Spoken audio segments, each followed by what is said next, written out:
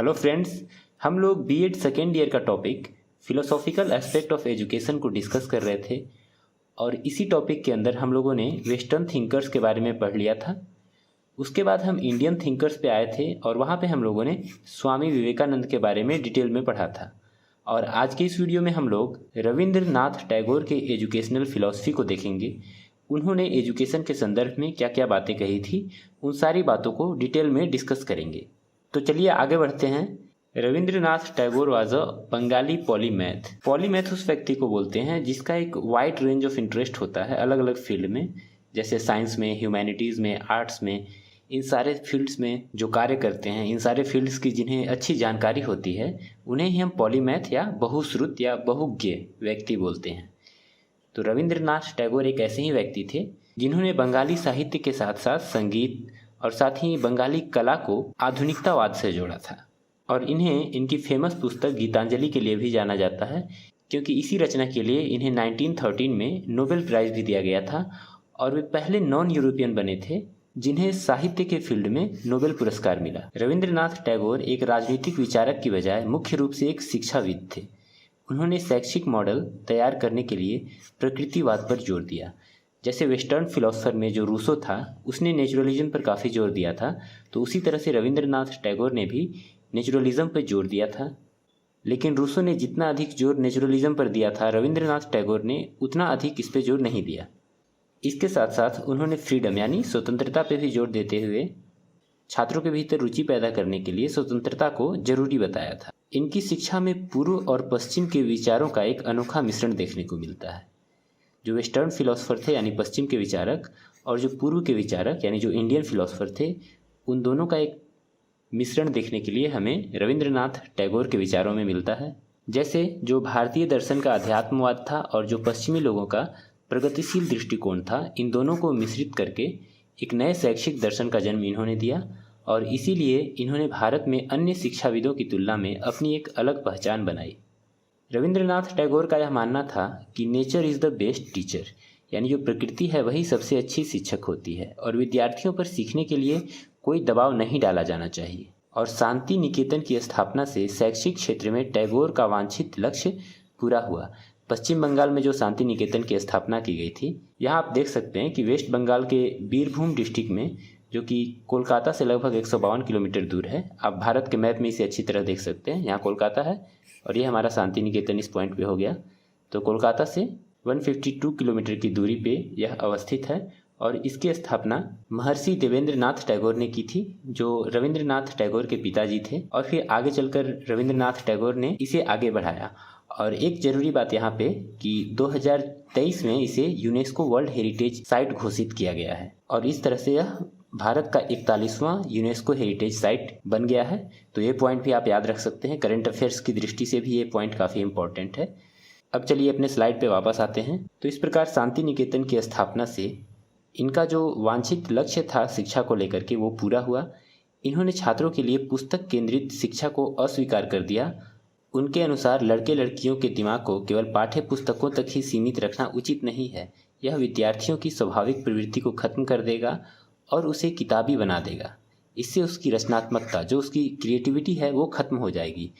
तो जो हमारे पढ़ाने का तरीका है वो सिर्फ पाठ्य पुस्तकों पर केंद्रित नहीं होना चाहिए। ये बात भी रविंद्रनाथ टैगोर ने कही थी। इसके साथ ही रविंद्रनाथ टैगोर ने फाइन आर्ट्स यानी जो ललित कलाएँ होती हैं, उनको काफ़ी ज़्यादा इम्पोर्टेंस दिया था।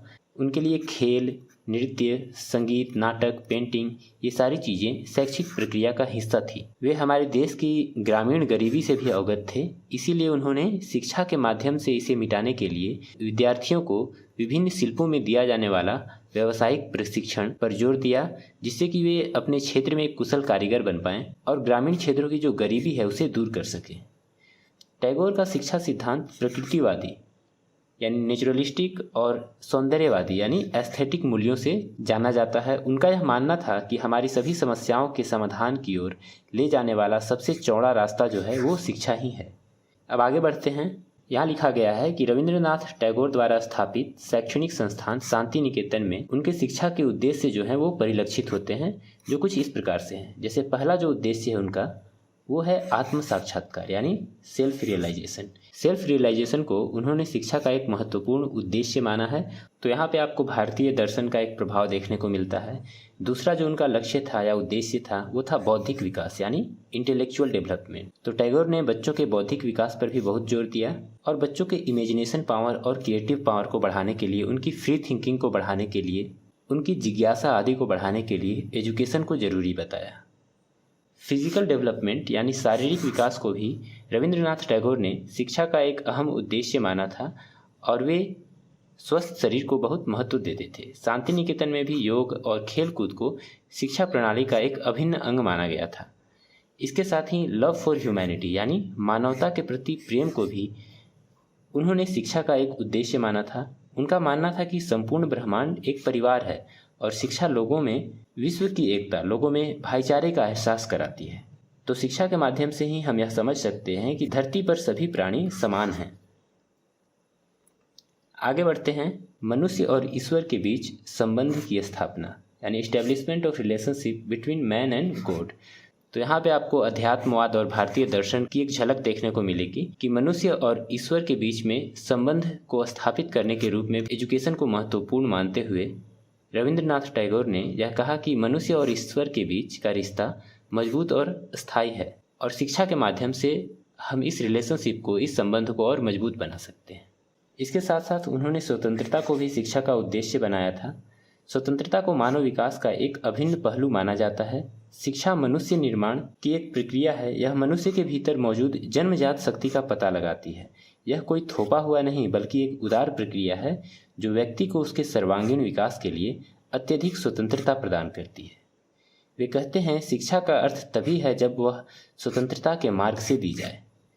चूँकि रविंद्रनाथ टैगोर एक विचारक, फिलोसोफर होने के साथ साथ एक स्वतंत्रता सेनानी भी थे, उन्होंने अपने लिटरेचर के माध्यम से, अपने आर्ट के माध्यम से लोगों में राष्ट्रीयता की भावना को बढ़ाया था।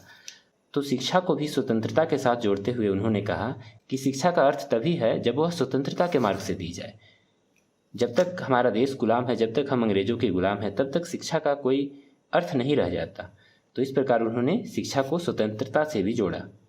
फिर आगे कुछ और पॉइंट दिए गए हैं, जैसे वस्तुओं का सहसंबंध यानी correlation of objects, mother tongue as a medium of instruction, moral and spiritual development. तो इन सारे पॉइंट्स के बारे में आप थोड़ा थोड़ा 2-2 लाइन भी लिख दोगे तो उतना काफ़ी है। डिस्क्रिप्शन में जो आपको PDF का लिंक दिया जाएगा, आप वहाँ से इसे अच्छे से पढ़ लेना। फिलहाल मैं आगे बढ़ रहा हूँ क्योंकि ये छोटे छोटे पॉइंट्स हैं। जैसे एक लास्ट पॉइंट दिया गया सामाजिक विकास यानी सोशल डेवलपमेंट के रूप में भी उन्होंने एजुकेशन के एम को देखा था।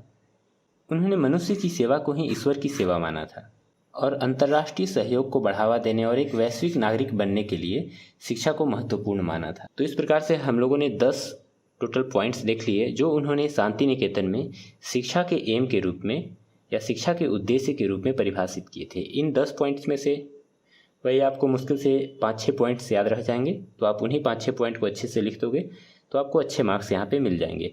अब आगे बढ़ते हैं रोल ऑफ टीचर को लेकर के यानी शिक्षक की भूमिका को लेकर के उनके क्या विचार थे। तो उनका मानना था कि शिक्षक की भूमिका महत्वपूर्ण है, वह गुरु है। जो भारतीय परंपरा में गुरु का स्थान है वही स्थान उन्होंने टीचर को यानी शिक्षक को दिया था। उन्हें विद्यार्थियों का मार्गदर्शन करना है और साथ ही उन्हें ट्रैक पर रखना है यानी उन्हें सही रास्ते पर रखना है और उनसे संपर्क भी करना है। शिक्षक को जीवन भर विद्यार्थी बने रहना होता है। जो टीचर होता है उसे भी थ्रू आउट लाइफ एक लर्नर के रूप में काम करना चाहिए, क्योंकि जब तक वो नई चीज़ें नहीं सीखेगा वो बच्चों को कैसे सही ढंग से सिखा पाएगा। तो जो अच्छा लर्नर नहीं है वो अच्छा टीचर भी नहीं बन सकता है, ऐसा इनका मानना था। तो यहाँ पे रविंद्रनाथ टैगोर की जो एजुकेशनल फिलॉसफी थी उन सारे पॉइंट्स को हम लोगों ने डिस्कस कर लिया। अब एक लास्ट पॉइंट देखिए, शांति निकेतन में विश्व भारती विश्वविद्यालय, इसकी जो स्थापना की गई थी। कभी कभी इस पर भी शॉर्ट नोट लिखने को आ जाता है तो इसीलिए अगले पॉइंट के रूप में यहाँ पे मैंने इसे ऐड कर दिया है। तो रविंद्रनाथ टैगोर ने अपने विचारों और आदर्शों को व्यवहारिक रूप देने के लिए शांति निकेतन में विश्व भारती विश्वविद्यालय की स्थापना की, जिसे अब विश्व भारती विश्वविद्यालय के रूप में जाना जाता है।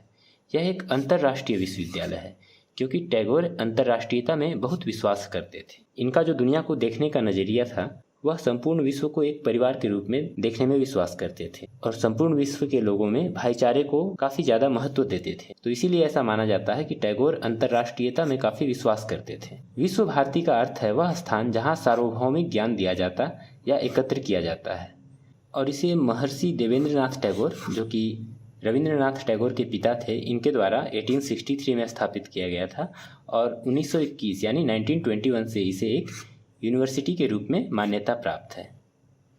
और ऐसा भी कहा जाता है कि भारत में इस तरह के अन्य विश्वविद्यालयों की भी आवश्यकता है। तो आप इस तरह से शांति निकेतन और विश्व भारती विश्वविद्यालय के विषय में एक शॉर्ट नोट भी लिख सकते हैं। तो हमारा आज का डिस्कशन यहीं पे समाप्त होता है। अपने अगले वीडियो में हम जे कृष्णमूर्ति के फिलॉसफी को देखेंगे कि एजुकेशन को लेकर के उनके क्या विचार थे। अगर आपको हमारा ये वीडियो अच्छा लगा तो आप इसे लाइक कर सकते हैं और अपने ज़रूरतमंद दोस्तों तक शेयर कर सकते हैं। और साथ ही अगर आपके कुछ सुझाव हैं तो आप उसे कमेंट में ज़रूर लिखें। इस वीडियो को यहीं पे समाप्त करते हैं। आप लोगों से एक नए टॉपिक के साथ एक नए वीडियो में फिर से मुलाकात होगी।